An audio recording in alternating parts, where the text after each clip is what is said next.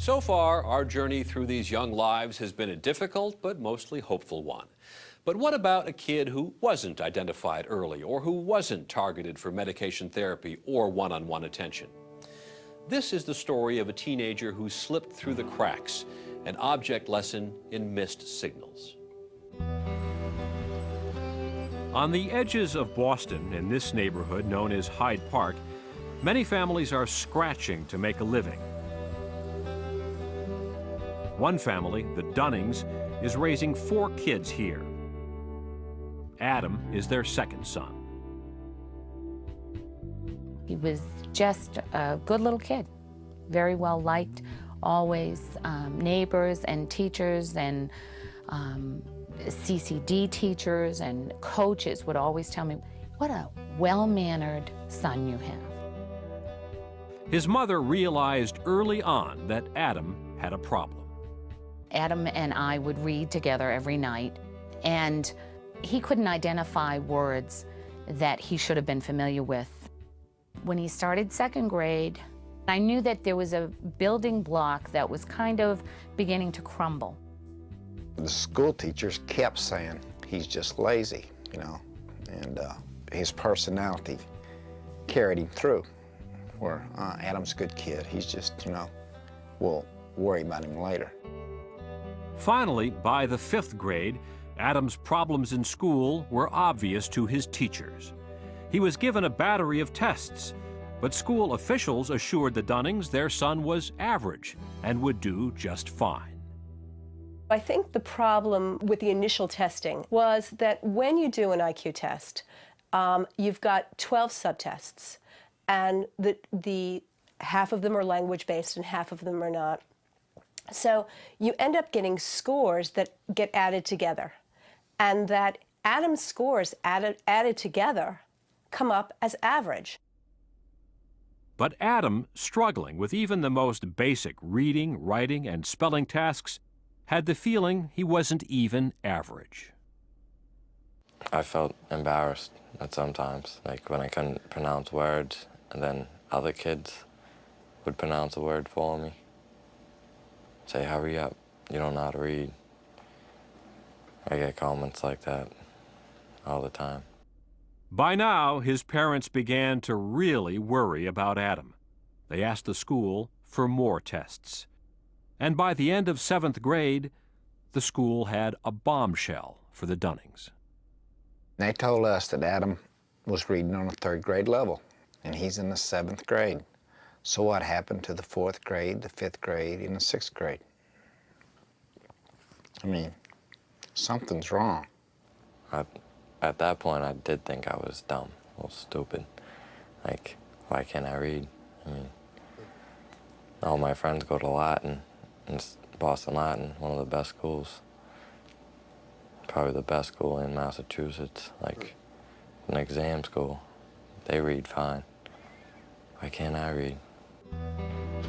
Adam was too old for the early intervention remedies, and the school's solution to help Adam sounded better on paper than it was in reality. They said Adam needs a small classroom setting, and where do they send him? It's like going into prison.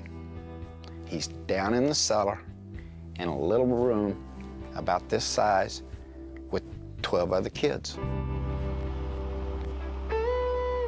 So instead of working on ways to make it in school, Adam started working on ways to get out of school.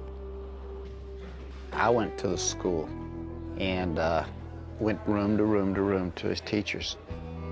Some of his teachers had never seen Adam. And this is 2 months into the school year, had never seen him. You take school out of that age, you take it away, you take it out of the picture, what else is there? There's marijuana, there's stealing cars. I mean, what else is there for a kid to do?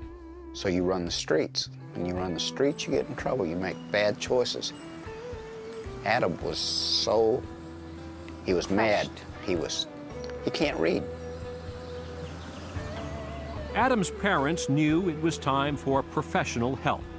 At the Boston Medical Center, Dr. Andrea Weiss, a clinical psychologist, gave Adam a new battery of tests. What we're going to do first is I'm going to give you some reading lists. And what I'd like you to do is just read down the list out loud. And if you come to a word you don't know and you want Dr. Weiss's tests provide a kind of roadmap to when Adam's learning skills hit the wall. Bridge, neighbors, courage, inclusive. Inclusive, okay. Let me just take that word for you and break it down into syllables and see if it helps. As he got up in grades and his reading vocabulary got larger, he was faced with all these multisyllabic words that he couldn't decode. Cues. It could be cues, but if this is Quiz. good. Inquisitive. Good. So can you put it together? Inquisitive. Excellent. Okay, go on. Very good. Clever. Success. And Adam's reading problems were affecting his spelling and writing as well. What's your best guess with success? How do you think it's spelled? Good. That's pretty close. By the time he got to 9th grade, he was getting no special ed help, and he was really at a distinct disadvantage. He fell apart. He stopped going to class. He stopped doing his homework, because essentially it was way beyond what he could do. And when Jane said, oh, he needs help, people said, you know what? If you look at his profile, he's solidly average. There's nothing going on here. He's not trying. He's lazy. And they gave kind of behavioral descriptions to something that wasn't behavioral at all. To be told over and over again, you know, you're not quite cutting the mustard, it breaks down your self-esteem. And you have to go somewhere else to get your self-esteem built up. And kids get into trouble. And they go looking for things that are more exciting than being told every day that you're dumb. I think there's a huge payback for not providing kids with what they need. Just as the experts could have predicted, Adam turned to drugs and alcohol.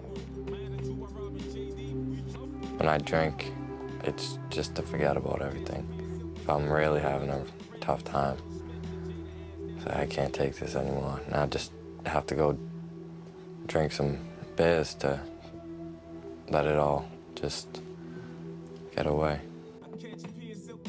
There's been a lot of evidence of drug use. Continuously money being stolen, no matter where it was. We're kind of guilty of not overlooking it, thinking, well, you know, so he needed some money. But when it gets into the thousands,